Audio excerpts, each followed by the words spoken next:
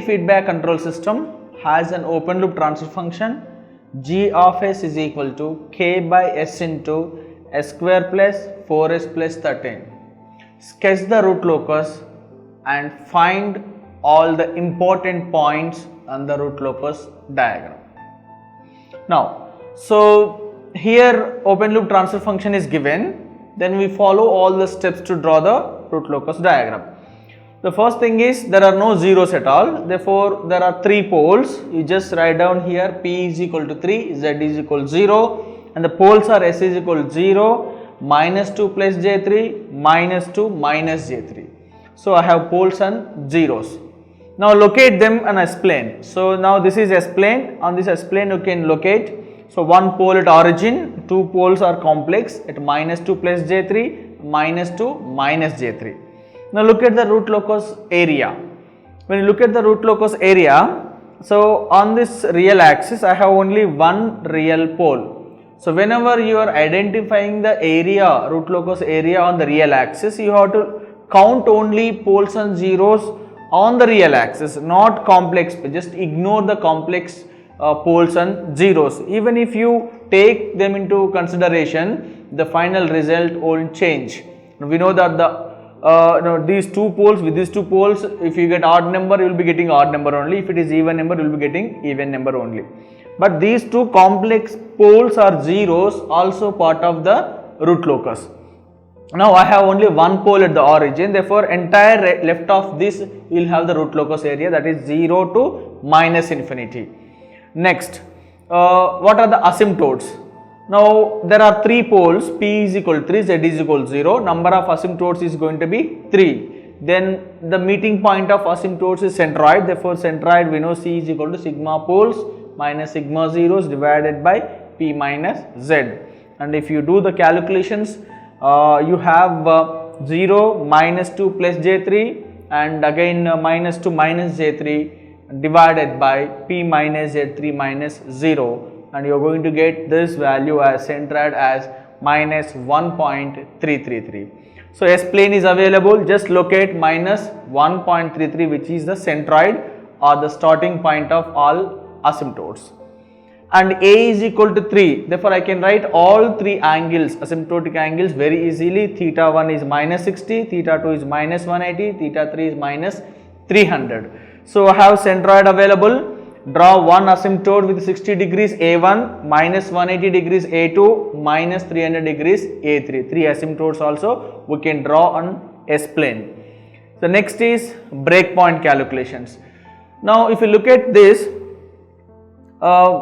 we have one pole here and there are 2 poles in complex.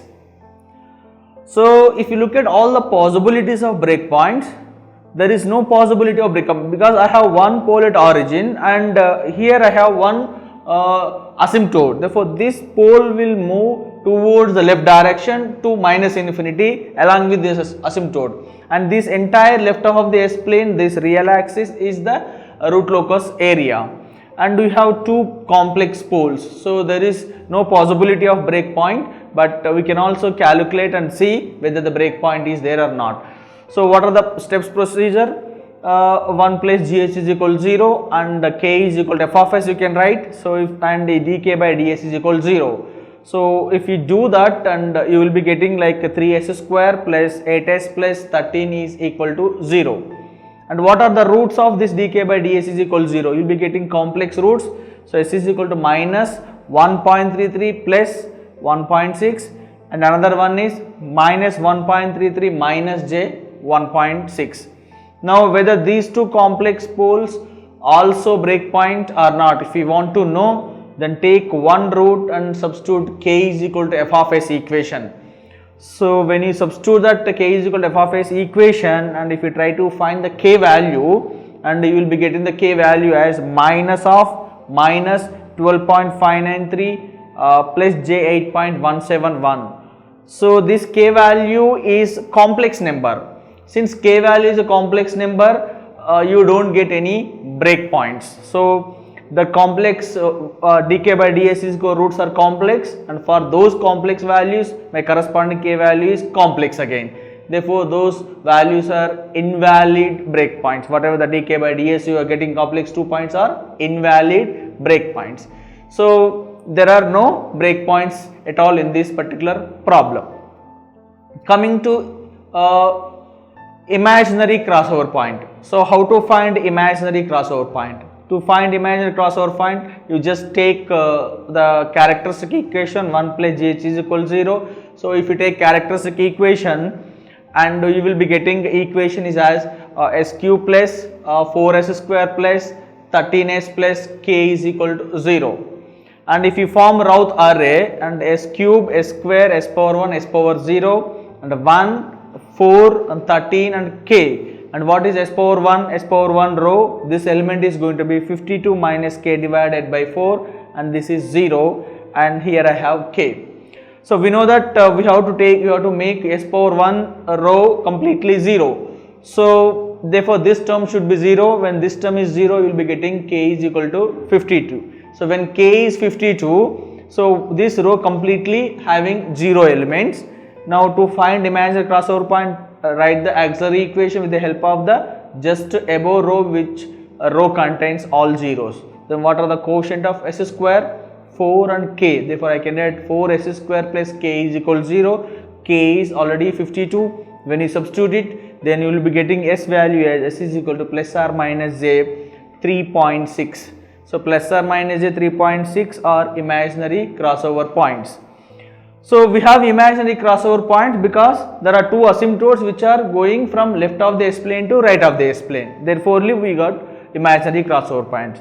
So, S-plane is available, locate here and locate here, plus j 3.6 minus j 3.6, and we have imaginary crossover points.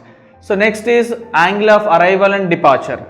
If you look at the transfer function, the transfer function gh of s is equal to k by s into s square plus 4s plus 13. That means here I have imaginary complex poles. Since we have complex poles, we need to calculate angle of departure. Now we will see how to calculate angle of departure. So you just take what are the poles which are available here, and I have total 3 poles in this case, and 1 pole is at origin and 2 poles are complex. So at this pole I want to find the angle of departure. Therefore, from here you draw the vectors like this, and you just look at the angle. This is phi p1, this is phi p2, and you can easily calculate phi p1 using this triangle, and that is going to be 123.7, and this angle is going to be, anyway it is 90. So what is the angle of departure formula? Angle of departure phi d is equal to 180 minus phi, where phi is sigma phi p minus sigma phi z. Sigma phi z, there are no zeros at all, and here 123.7 plus your 90 degrees, 180 minus this will give us what is the angle of departure. So you have angle of departure and also break point. Break point is not there. Imaginary crossover point we have, and we have asymptotes also. With this information we can draw the root locus diagram very easily. So look at this.